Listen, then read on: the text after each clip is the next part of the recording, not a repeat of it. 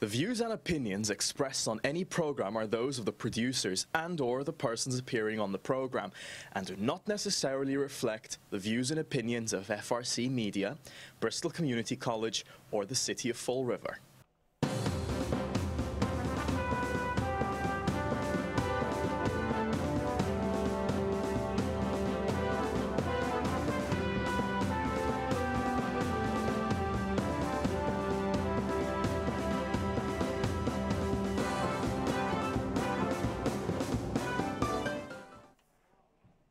Straight Talk. I'm Chip. And I'm CJ off camera. And CJ's off camera right now, and it's Monday, and we have a guest. But before we do, I'll tell everybody be careful on the roads, and especially tomorrow. Tomorrow is going to be in the 20s.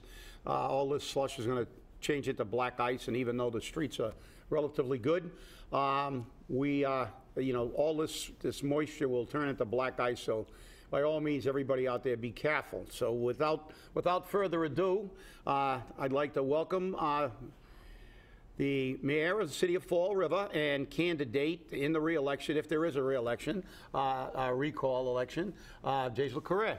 Thanks, welcome Jim. back. Thank you for having me. Welcome back, Jasiel. Yeah, thank you, CJ. I'll reiterate the same thing. Please be careful on the roads. We will have salters and sanders out to try and mitigate that black ice effect overnight. So just be safe and be smart.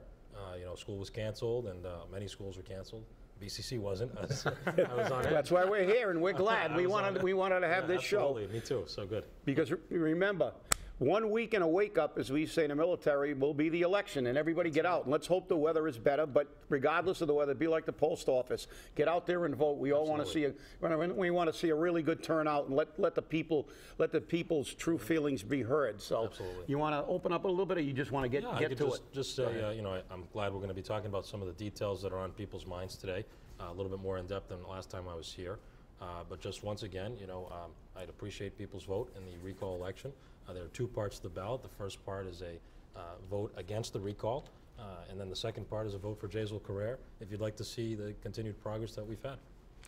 Okay, great. I've just got to get one little cleanup thing, because personally, I've got a photo of my driveway today, and I got a call. A friend of mine has to go to work at 6 o'clock in the morning. He shoveled his driveway out, and then he went to work and came back and had to shovel his way back in. Could you do us a favor, Mr. Mayor?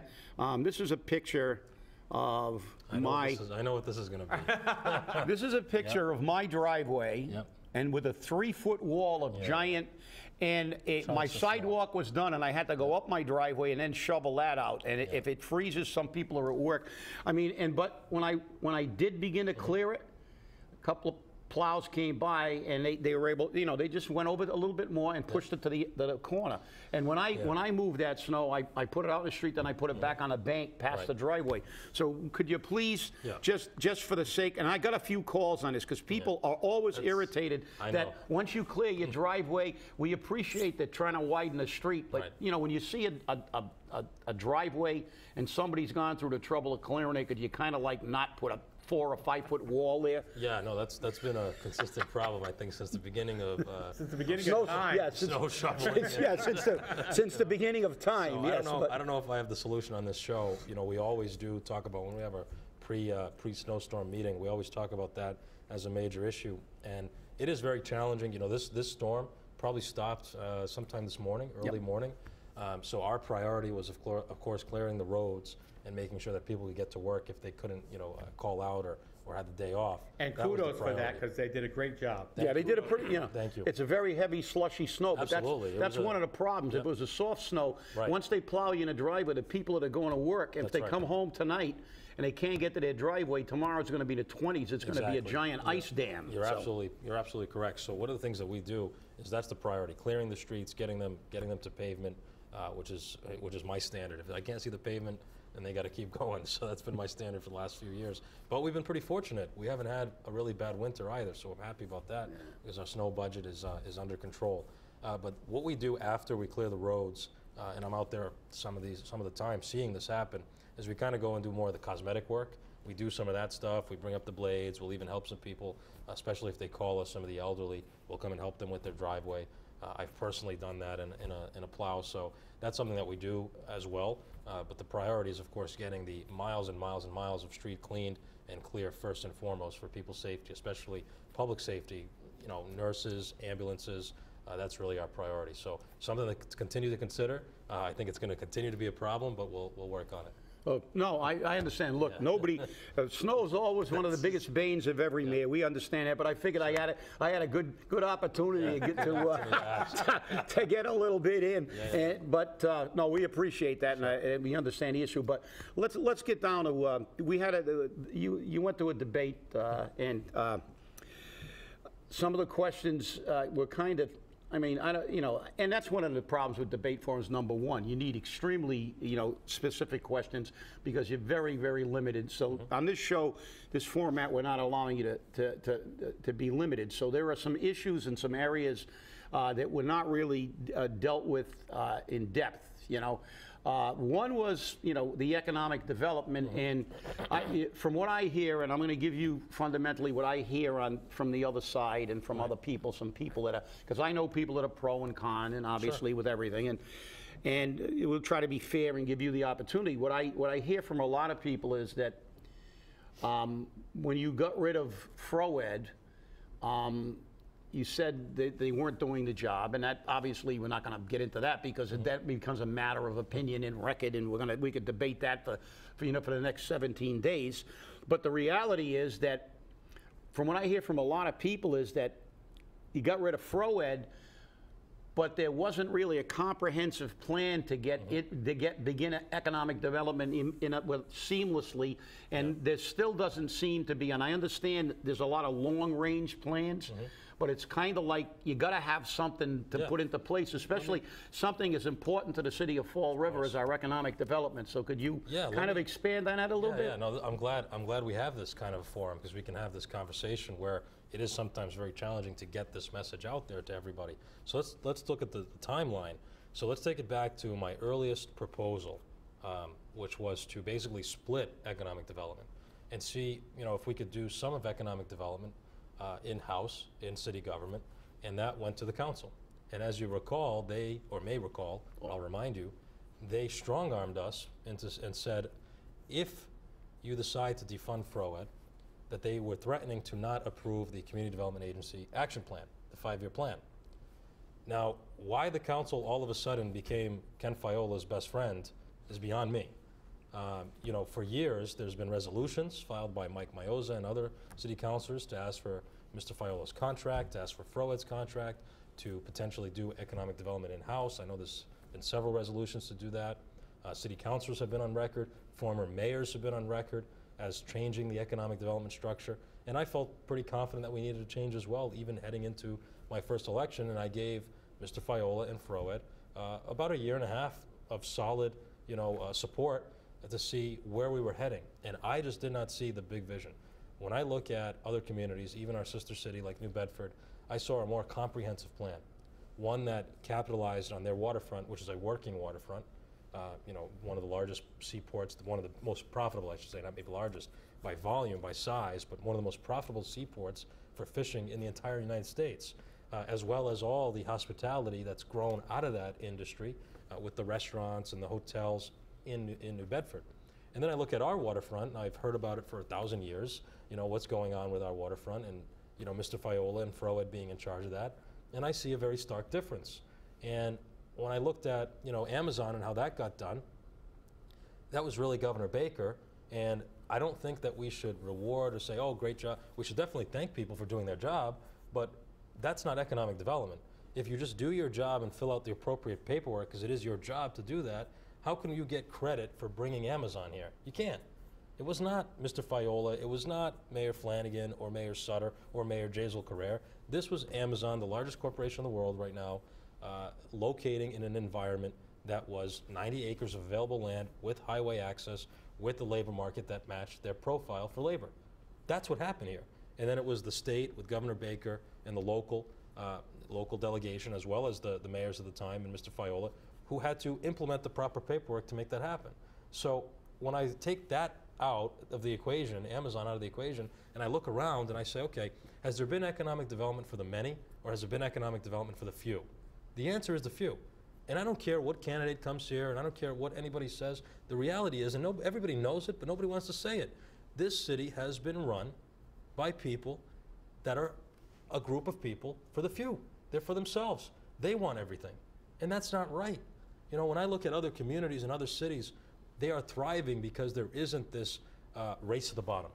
And unfortunately in Fall River, we've had that race to the bottom where if somebody is successful, if somebody wants to be successful, if somebody wants to bring in new ideas, well, they got to do it their way, which is the old way, the old boys network way, the last 30 years of economic development, then the new way, which is inclusive. So I felt that it was necessary to split economic development. The council refused to allow me to do it. You recall that I tried to put in, I think it was $150,000 for our own economic development agency within city government. They said no. So there was all these roadblocks to a problem that was already identified, not by me, but identified by the council in the past, identified by previous mayors. Then comes the real kicker. Then I discover through our first budget, my very first budget, FY17, that FROED owed the city $113,000 in back rent. That's a serious issue. Community Development Agency pays rent, BCTC pays rent. Why shouldn't they? That's revenue. That's $113,000 that I could use for an extra 2 police officers or extra overtime or whatever it is. That's real revenue. $113,000 is nothing to sneeze at. So that's really important. And then I discover that the building that they own in downtown, there's $3.2 million owed on it, and the building's not worth $800,000. And this is the organization that lends to small businesses. So where's the double standard where an organization that lends to small businesses hasn't made a rent payment, a loan payment on a building that they own in downtown and is in near default, eventually would become in default? These were the issues that if you really break them down and you take the personalities and pull the personalities out, you say, wait a minute, the mayor was probably right in the decisions he made. But unfortunately, you have this clan, this club of people within this community that are probably supporting my opponents who say, no, we don't want the wall to be unfolded. We don't want the covers and the sheets to be revealed as to what we've been up to all these years. And that's why I'm in the position I'm in today, because there are very, very powerful people in this community that want things to go back to the way they were before this administration. So what we've decided to do on economic development is say, okay, if the councils want to work with us, if FROED is fighting us tooth and nail to keep their money, the $360,000 from CDA, we will give that money to the RDA, the Redevelopment Authority. Now, why the Redevelopment Authority? The Redevelopment Authority is poised to be the economic engine for the city because they are semi-private, they're a quasi-government agency, they have 1 appointment by the governor and the rest from the mayor, the other 4 appointments. They have their own attorney and they can have their own executive director, which is what we're attempting to do now. And they have power that even the city doesn't have at times. For example, through the redevelopment plans, the urban renewal plans, they're able to take property. They're able to sell property. They own assets in the biotechnology park. They own the city pier project. So they have this ability to really shape the future of the city and still be somewhat independent of the mayor, somewhat independent from the council, and somewhat independent from the business community. Because I don't think you want the business community pushing economic development and their policies forward either, alone in a silo. So that's what we've attempted to do. And I think in the long haul, you're going to see it be very successful. We were doing the same thing for 30 years with the same person, Mr. Fiola, getting paid $216,000 a year, more than the economic development director for the entire state of Massachusetts. If I'm wrong on this decision, then I don't know if I want to be right, because I don't think that going that way was the way to go for the future of Fall River. And just for simple things like what happens when Mr. Fiola was to retire. We had one guy that was in charge of all of economic development. He held the keys to the kingdom. Nobody else could do this. That just isn't right. So again, why are we in this position? Personalities, power, greed. These are the reasons that we had to shake economic development up in Fall River, and we have. Since we did that, we have not missed a beat on economic development. There's a ribbon cutting or two every single week on a new small business. At the debate, I mentioned that there's been numerous, I mean like 40 to 50 businesses open since the decision with FROED. We've had expansions and TIFs that still continue to go through, Millstone Medical being one of them. Blount Seafood just opened up, a new $10 million facility. So economic development has not paused. has not stopped, has not stalled. It's increased. We have a good economy. We're taking advantage of that good economy. Properties are selling for more than they've ever sold before. So we have not missed a beat on economic development. What we need to do now is transition that economic development piece from my office and community development to an executive director of economic development for the RDA, which is the last piece of the puzzle. All the other pieces we've already done. We've already ended the contract with FROED for both the RDA and the city. We've already poised the RDA to have the necessary funds to have their own economic development director. And I think when you look at the future of economic development, this is what I'll close with on this question, it's really about the waterfront, downtown, the biotech park, and other parts of our community as well. When you look at the biotech park, there's not a single biotech company in there, not one. So we did all this planning, all this stuff, and you don't even have a biotech company there. We still have about 88 acres to do something with. We got to attract some businesses there. But what are we going to do with our waterfront? What is the next big thing? The next big thing right now in the Commonwealth of Massachusetts is wind energy. Now, it's not to have turbines all over our waterfront, but it's a few, there are 3 sites in mind, that are perfectly poised to create literally thousands of high-paying jobs in the wind technology sector. The Vineyard Wind site, if you're not familiar with this, I'm going to give you kind of a history of it. The Vineyard Wind site is 22 nautical miles from Fall River. We are the second closest after New Bedford to the site. However, our 3 locations in Fall River, one being Weaver's Cove, the most obvious one, all have a rail connection. Brayton Point, another place for wind, and the terminal in New Bedford do not have rail connections. Many of these pieces come from the Midwest, components, blades, etc., where they're building these wind turbines out in cornfields. Those components cannot be shipped via sea. They can't get to the docks. They need to be shipped via rail. So our sites on our Fall River side have both rail and sea access. So these components can come from all over the country and even internationally to our sites, be docked here, be constructed, be built, parts together, and shipped out to the manufacturer, to the actual site. And then eventually some of these parts can be manufactured here.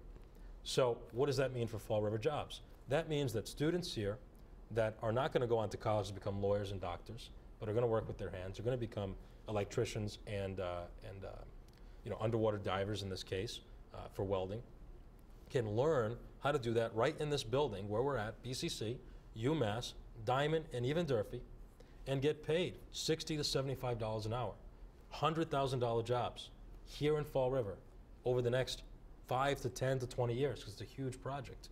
That's the future industry to create a working waterfront as well as hospitality waterfront.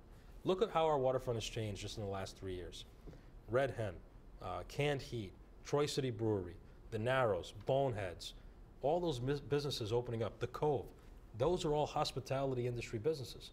And then when you put workforce behind that, when you put people to work on our waterfront, out in the ocean, through the wind sector, now you've got a working waterfront that's a true economy, not one or the other, not a race to the bottom, not a race to say we're just going to have hospitality jobs, because that's not going to get anybody anywhere in the long haul. Then you double down on the train and new housing options. You know, we'll talk about housing today, I hope, but new housing options are important for everyone, not just wealthy people, not just middle class, and not just low income. It's got to be a diversified economy, and that was not being done under the previous economic development strategy. So that's a long answer to your question. Well, I don't know how much we're going to get to but it's probably the most comprehensive answer ever given on this question in the city, and that's why I just to tell our viewers, I know they may say, well, you spent a lot of time, but realistically, at least in my opinion, the economy is the tide that floats all boats. Absolutely. If we can improve our economy, it affects public safety, it affects quality of life, it affects education, it affects everything. So that's why we gave you the time. But I'm just going to ask one quick follow-up question. We'll try to get it in. To the people who have said, and obviously you've given a tremendously in-depth answer, and you did, obviously you got into very specific areas, which is, to me, good. The more information, the better.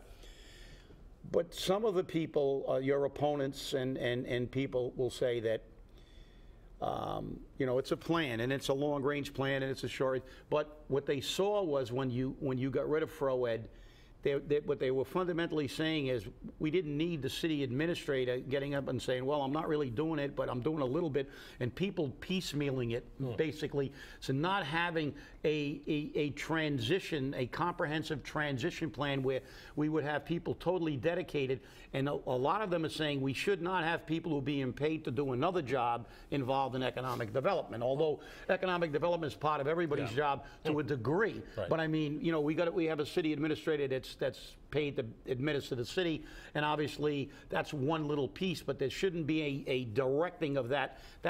And as I said, this is their opinion, and I just want you to, I want you to respond to that. Answer that. There's two answers. Number one, the entire team, Kathy, myself, Mike Dion, and many others, the planning department, the building department, now all come together and sit in on those meetings, which they never did before, right? So now if we have a company that comes forward, Millstone Medical is a good example. We have another company that's looking into Fall River right now. We bring all those parties to the table and say, what do you need? What are your requirements? Let's get this done. And we put everything on the table. That was never being done in the past. But the other thing is, when a company transitions to a new person, oftentimes is an interim.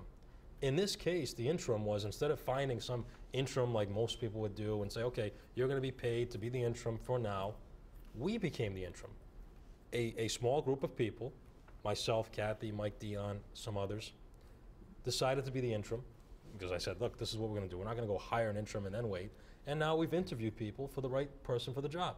That is very common, whether it's a transition of college presidents, whether it's a transition of company presidents or CEOs, there's always an interim person in between. That's very important. In this case, there is. Secondly, there are still institutional knowledge that Mr. Fiola and Frowood has that is still valuable to the city, and there's always an opportunity for anybody that wants to help the city move forward and be a better place. There's always an opportunity for them to be part of the team. That's up to them, and I'll leave that up to them. They're still welcome at the table. But thirdly, and most importantly, is then what is their plan?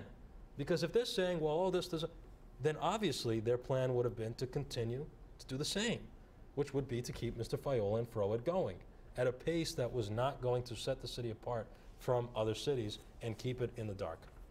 So I would argue that my opponents will either A, bring back Mr. Fiola, which I know some of them will, because of the friendships that run deep, 30 years.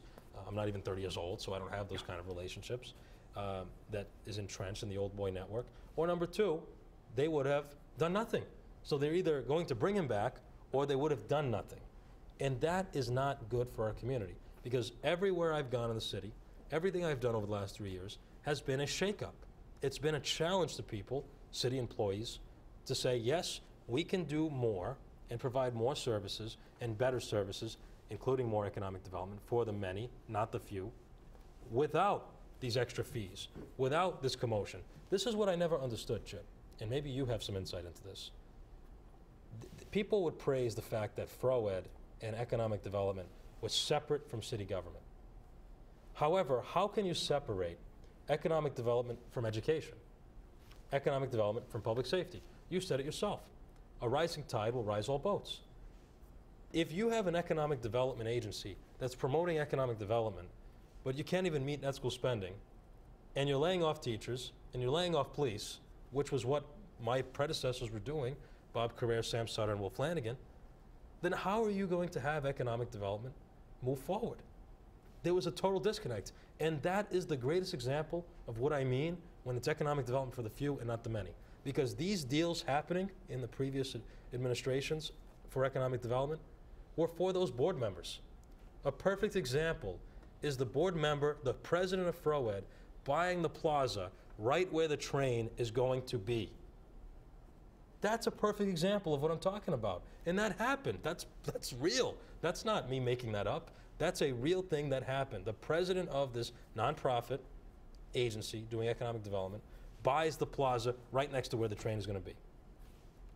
If people can't see this, and they know it, they just don't want to say it, okay? If people can't see that that's wrong and that I needed to change that, then you know what? I'm still happy with the decisions I made, because I know I can sleep at night knowing that I made the right decision for our city. But that's the reality of what's going on out there. So my opponents, they want to couch it, oh, he should have had this in place, he should have had that in place. I asked them, name one thing that we missed on economic development. They can't come up with an answer. The city council president was on the Dan York show, and Dan York asked him, city council president, is there one thing that hasn't gotten done that you know of, specific, because of the economic development, because of the turmoil, because of the mayor's situation? And he couldn't come up with one thing specifically. He couldn't say, oh, we lost this business. Oh, we didn't get this done. We didn't do that. In fact, it's quite the opposite. Millstone Medical still expanded, still got their TIF. Small businesses still opening up every week. New businesses that we're in talks with still want to come here. The wind energy sector, we have a business right now wants to create 500 jobs in the wind energy sector right here in Fall River. We have not missed a beat on economic development. All we need to do, the only missing piece, is finding the right executive director to head up the RDA. That's it. Everything else is in place. Everything else is being done. Well, very comprehensive answer. I don't know how much time we've got left, but we only got 4 minutes. But, oh my goodness. Well, no, but look, as I said before, and I totally agree, the economy and our development. Now, obviously, your answer is extremely in depth, which is good. Yep. Now, your opponents, when they come on our show, will be asked, what their opinion is. My opinion is my opinion, and that's why we want our audience to see and be able to listen. So I'm going to hit you quick with 4. I know that that's the problem with having an election, that you don't have 4 months or 6 months to prepare. We can't have 15 shows or a 2-hour special. Right. But I'll ask you the elephant in the room, and I know you were attacked a lot about the issues that, and we're not going to get into the specifics of the issue. But I had an individual say to me that regardless of what his assertions are, he is the only candidate that was arrested by federal authorities and had enough evidence against him for a grand jury to say he was arrested. So I'm going to give you an opportunity, because I know that's one of the things that's being said out there, and in general. And I understand what you're saying, and it's got nothing to do with due process. It gets back to what we said on the first show, where perception in certain positions becomes as important as the performance. And the assertion for many of your opponents is that because of this pall that's hanging over you, that anybody with a logical mind would say that people are going to, people who are coming in from another area are going to shy away from because of what you are facing. And obviously, I will say again, you have due process. Yep. You're innocent until proven guilty. But however, this is one of those jobs, and I know I used murder with the DA, but it's regardless of murder. But there are certain positions where you can't execute your position to the fullest extent of that position if you have certain kinds of things. And so give us a quick, I don't know, you only got about 3 minutes, but so let's take it on. A couple things. Once again, the black cloud, they keep using the term black cloud. The biggest black cloud over this city is not a personal issue that I have from my past, which I'll deal with in a second, that has nothing to do with the mayor's office. The biggest black cloud the city could have, the reason people would shy away, is because you can't fund your schools under previous administrations. You don't have enough cops on the street. You have aging fire equipment that doesn't work. You've got negative money in the bank. You owe money instead of have money in the bank. That's the biggest black cloud. And you're taxing in new fees like crazy back to back. That's the biggest deterrent. A bigger deterrent to a business moving to Fall River is the stormwater fee that other communities do not have than Jasiel Correia's indictment. Those are the realities. And I don't hear any of my opponents talking about what they will do to bring more business, to bring more police, to do this, to do that I've already done. So I already have a proven track record of doing those things. Eliminating fees, adding more police, adding more firefighters, adding more teachers, saving people money. That's what I've done. People know that. So I'm asking them to vote for me, because I am the mayor, I'm still here, I'm going to continue to be here, and I'm going to win my trial, if it has to go to trial. The unknown of that trial, of that situation, is that it's a personal business matter. It's being manipulated and used to attack my character so that somebody else can become the mayor. But I promise you, we will win that, and we'll win this election. So I continue to ask people to elect me on March 12th. We're wrapping up, but thank you very much, Mr. Mayor. And everybody out there, educate yourself. Remember, 1 week and a wake up away, we are going to be going and casting one of the most important ballots we have done in a very, very long time.